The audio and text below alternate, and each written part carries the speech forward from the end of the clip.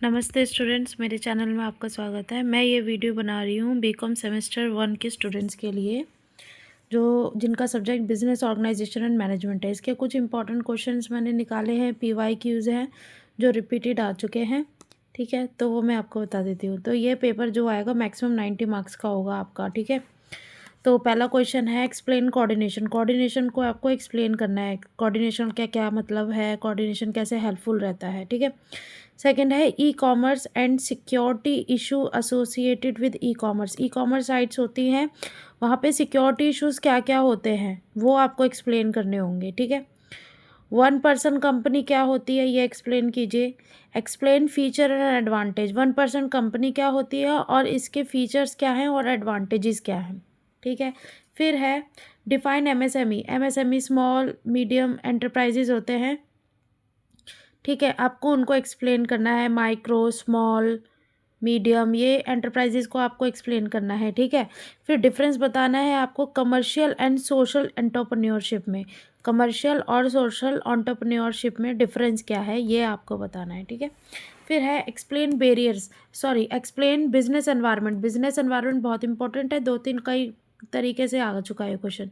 Business environment क्या होता है और इसकी strategy to deal with the uncertain situation. Uncertain situation, अनिश्चित जो भी परिस्थितियां होती हैं उनको डील करने के लिए क्या क्या स्ट्रैटेजीज होती हैं। ठीक है, और इसी के साथ एक क्वेश्चन आ रखा था, मैंने इसी के साथ अटैच कर दिया है, how social and political environment effect. Social और पॉलिटिकल एनवायरनमेंट कैसे इफेक्ट करता है बिजनेस एनवायरनमेंट को, तो आपको इसको भी एक्सप्लेन करना है। ठीक है, फिर है explain social responsibility. Social responsibilities क्या होती हैं। एक्सप्लेन स्वॉट एंड ई टॉप। स्वॉट स्ट्रेंथ वीकनेस अपॉर्चुनिटी थ्रेट होता है, इसको एक्सप्लेन करना है, और ई टॉप को आपको एक्सप्लेन करना है। ठीक है, explain diverge divisional structure and merit and demerit. तो डिविजनल स्ट्रक्चर को आपको एक्सप्लेन करना है और इसके वो फ़ायदे और नुकसान दोनों बताने हैं डिविजनल स्ट्रक्चर के। फिर है डिफरेंस बताना है आपको formal and informal organisation structure का। ठीक है, इस फॉर्मल इनफॉर्मल का आपको डिफरेंस बताना होगा। फिर है decision making technique. Decision making technique क्या होती है, डिसीजन मेकिंग क्या होता है और इसकी टेक्निक्स कौन कौन सी है ये बताना है। पहले डिसीजन मेकिंग को करेंगे आप एक्सप्लेन, फिर टेक्निक्स को करेंगे एक्सप्लेन।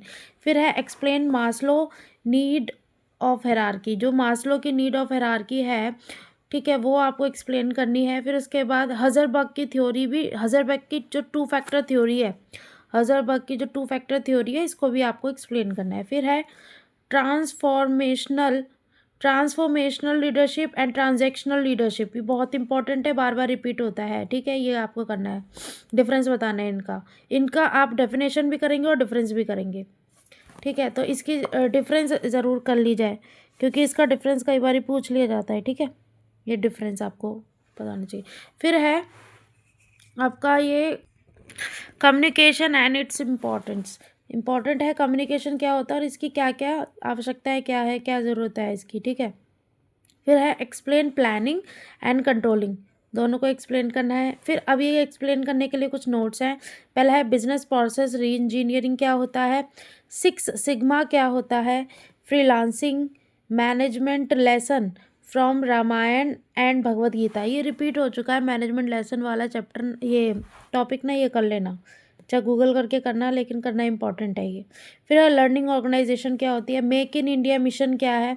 फिर है work force diversity and inclusion. Work force diversity बहुत ज़्यादा हो रही है आजकल कमर्शियल सेक्टर में, तो आपको वो बतानी है। फिर है flexi time and work life balance, ये बताना है, इसका क्या शॉर्ट नोट लिखना है इसके बारे में। ठीक है, फिर है explain brick and mortar, very important है, आ चुका है कई बारी।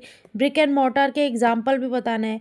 फिर इट्स एडवांटेज एंड डिसएडवांटेजेस दोनों को डिस्कस करना है, इसका फुल फ्लैज क्वेश्चन करके जाना। फिर है फ्रेंचाइजिंग, जो ऊपर मैंने करवाया था franchising, franchising and it's benefit. Franchising क्या होता है और इसके क्या क्या फ़ायदे हैं। ठीक है, अब प्रॉब्लम्स बतानी है, problem of small scale sector. Small scale sector में क्या क्या दिक्कतें होती है और उसको गवर्नमेंट कैसे रिजॉल्व कर रही है, how government resolve this problem. ठीक है, फिर है identification of business opportunity. Business opportunity identification, business opportunity पे आपको शॉर्ट नोट लिखना है।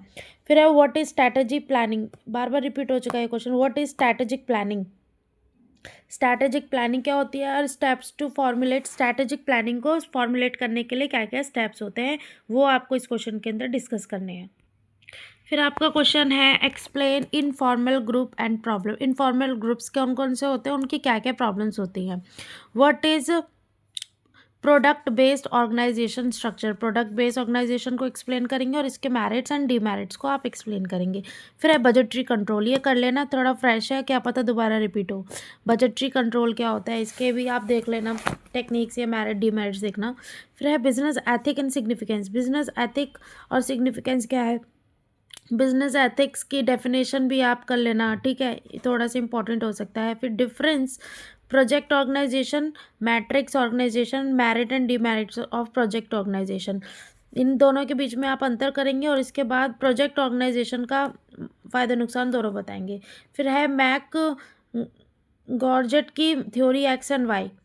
मैक ऑर्जेट की थ्योरी एक्स एंड वाई को जो मोटिवेशन से रिलेटेड है आपको उसे एक्सप्लेन करना है। देखो एक तो थ्योरी ये है, एक मास्लो की थी, एक हजरबर्ग की है जो मैंने पीछे अभी बताई थी आपको। ये सारी थ्योरीज करनी है, थ्योरीज में आ सकते हैं, थ्योरी आ जाती हैं, ठीक है। Explain leadership and its various styles. Various styles कौन कौन से हैं लीडरशिप के अंदर बताना है आपको, ठीक है। बैरियर्स टू कम्युनिकेशन इंपॉर्टेंट है, बैरियर्स ऑफ कम्युनिकेशन, लीडरशिप, ये थ्योरीज बहुत ज़्यादा आते हैं, ठीक है, रिपीटेड आते हैं, तो इन्हें करके जाना ही है, एक भी क्वेश्चन नहीं छोड़ना है इसमें से। बैरियर टू कम्युनिकेशन ये बताना है।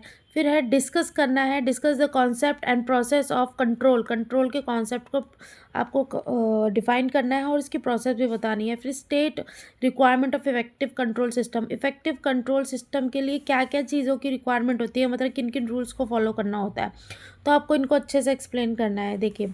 फिर इसके बाद है शॉर्ट नोट में आपको आउटसोर्सिंग। आउटसोर्सिंग क्या होती है ये आपको बताना है, इसका शॉर्ट नोट तैयार कर लेना है।